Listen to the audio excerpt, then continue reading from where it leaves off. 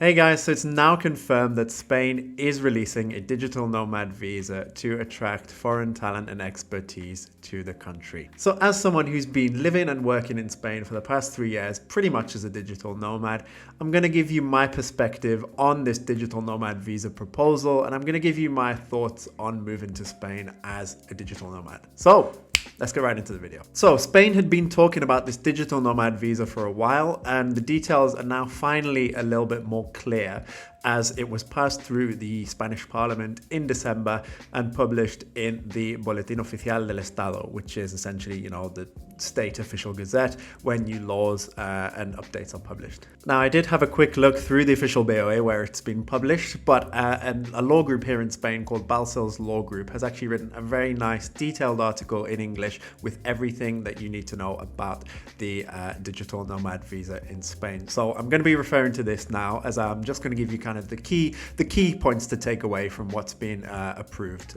for this digital nomad visa. So as Spain is an EU member country, this is mainly targeted at non-EU citizens, because EU citizens from other countries can come and work in Spain without a visa at any point and don't have to register as a resident until they've spent more than 6 months in the year in Spain. So this is good news, particularly for people in the UK who are looking at moving to Spain, who maybe couldn't have moved before. This may be a new way for you to be able to move into Spain if that's you. Because before the release of this digital nomad visa, there were a few ways that you could move to Spain. One being via a golden visa investment, which is a 500,000 euro property investment, if I'm not mistaken.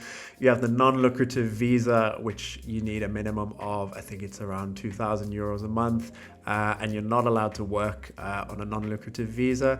Or of course you've got, the traditional, applying for a job, but it's very, very difficult to get, if you're not an EU citizen, unless you're in a very, very niche field, or niche where, there's a major shortage of work, and Spain is particularly looking to source that from outside the country if needed. With this digital nomad visa as well, you can move within the EU. Of course, your right to work is within Spain, but you can travel within the Schengen area, respecting the 90 days in any 180-day period rule. So there are two types of people that will be eligible to apply for this kind of visa. One is a self-employed person who has clients, around the world, and they are location independent and they have, a digital business. The other type of person would be someone who is working for an international company or a company abroad, and their employer allows them to move to Spain and do their work. The key here being that they wouldn't be employed on a Spanish contract, but on a contract in their country of origin or where their employer is located. And it's important to note that for the self-employed people as well, if you have clients in Spain, then they can't represent more than 20% of your income. Depending on where you apply for the visa from as well, it can be valid for up to 3 years if you do it from within Spain, and then can be renewed, or valid for 1 year if you do it from a consulate or embassy outside of Spain. And there's a little tax incentive that comes with this visa as well, and that's to be taxed at a flat rate of 24%, up to 600,000 euros, at which it would pass to 47% for a period of up to 5 years. And then you would pass on to kind of the standard tax regimen in Spain. So that's the digital nomad visa in a nutshell. Again, you can refer to that article from Balcells, which I'll put in the video link if you want to see more in the detail. So now I'm going to tell you a bit more about life in Spain and whether moving to Spain on this digital nomad visa is right for you. So let's start with the good things. So the food and the quality of life in Spain is probably one of the highest in the EU. I believe when it comes to food, Spain has been ranked one of the healthiest countries in the world. And within the EU in general, the EU has very high food quality standards. And the cost of living in Spain compared to a lot of other Western European countries is a lot lower, and the general quality of life for that price, I would say, is a lot higher as well from my experience. It would cost me a lot more to maintain the same standard of life that I'm living here in Spain in another country, for example, France, where I used to live, or in the UK, where I'm originally from. If you want to have a quick look at the numbers, the site I often use to compare the cost of living in places is a site called Numbeo, and I'll put the link in the description. And in Numbeo, you can put Spain as a country, or you can put a specific city in Spain and compare it to your home country or your home city where you're currently living, and see how it weighs up as well. Second good thing about Spain is the people. I really, really love the people here in Spain. Spanish people are great, open and friendly, but you've also got, depending on where you live, you got people from Latin America who are very friendly and open and hospitable. And in big cities like Madrid and Barcelona as well, you have very international communities available to you as well. And particularly in those big cities like Madrid and Barcelona, you have a fantastic social life, great restaurants, great places to meet people, nightlife is great. So there's plenty of opportunities to network and meet people from all over the world in these big cities in Spain. Following on from that last point as well, cities like Madrid, like Barcelona, and I think even Valencia now as well, are becoming digital nomad hubs where there are a lot of digital nomads that are moving there, starting businesses or running their business from abroad, but living in Spain. So whether it's from a business perspective or from a social perspective, there are people out there who you can meet, professional and personal connections that can be made in Spain. Another positive about living in Spain is, of course, the weather. How can you not enjoy the weather in Spain? Now, everybody, of course, thinks of, the Spanish coastlines, the beaches, sunny every day. And while that is true, particularly in the south of Spain, on the eastern coast as well, Spain is not just, sun and beaches, or you have mountains, you have places in Spain where it does rain, particularly in the north of Spain, like Galicia and Asturias. You have some wonderful nature there as well.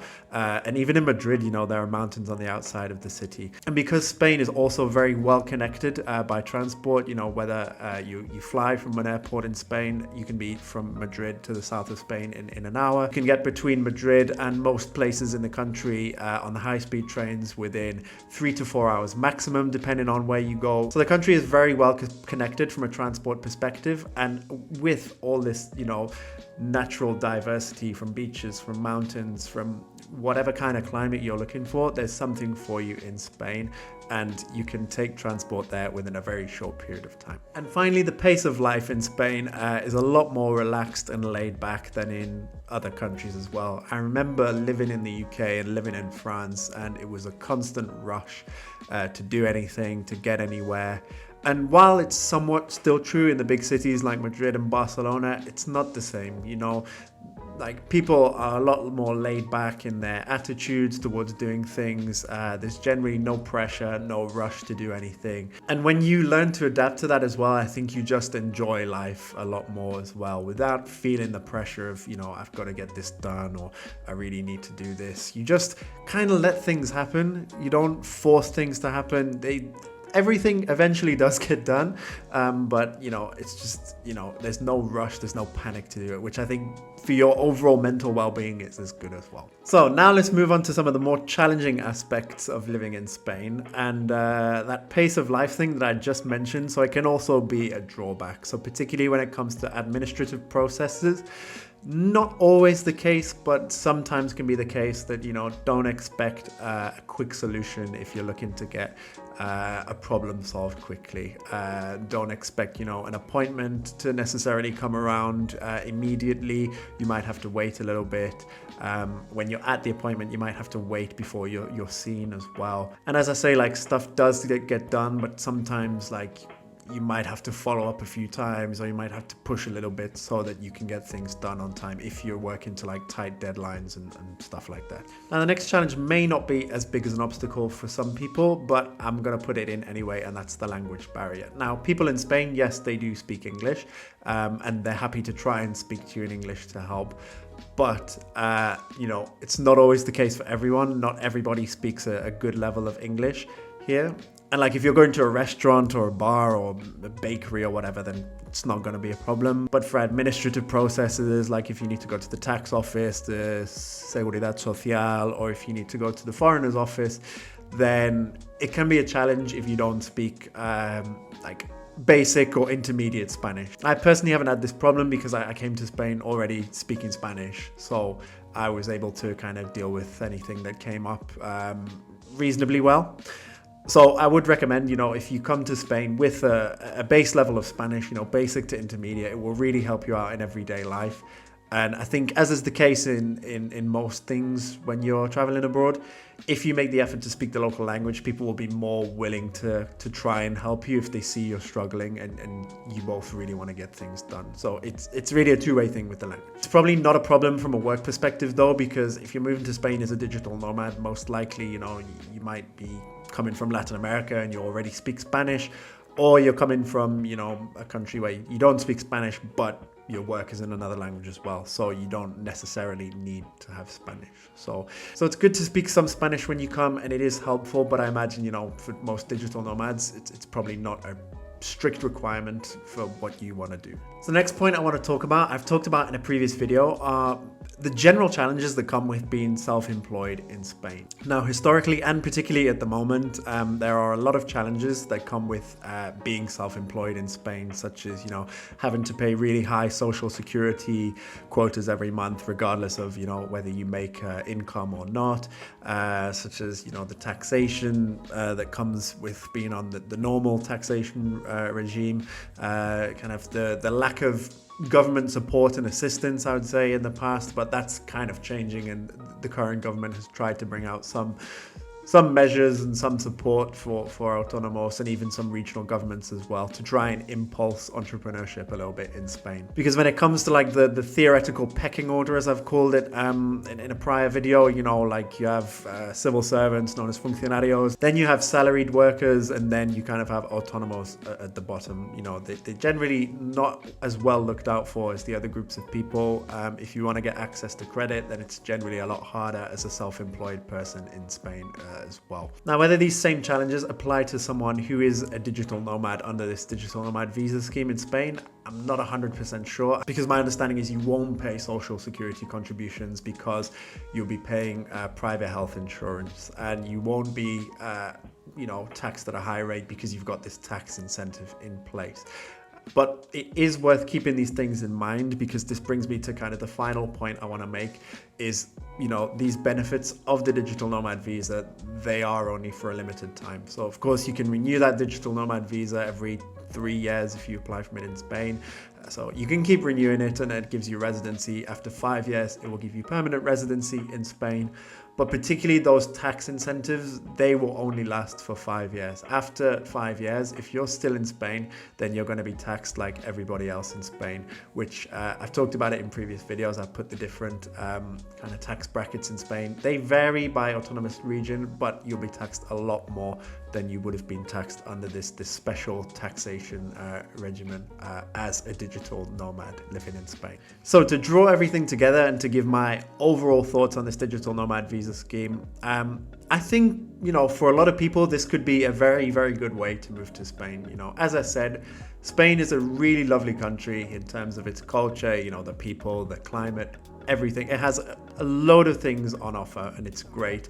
And I think now with this digital nomad visa, opening up the access to more people to be able to come to the country and experience it for themselves, and having those tax incentives as well for a period of 5 years. It's a great way for people who are self-employed, who want to experience Spain, or, people who are working in a company abroad, but they're allowed to work from Spain. It's a great way for them to be able to come to the country and enjoy everything it has to offer.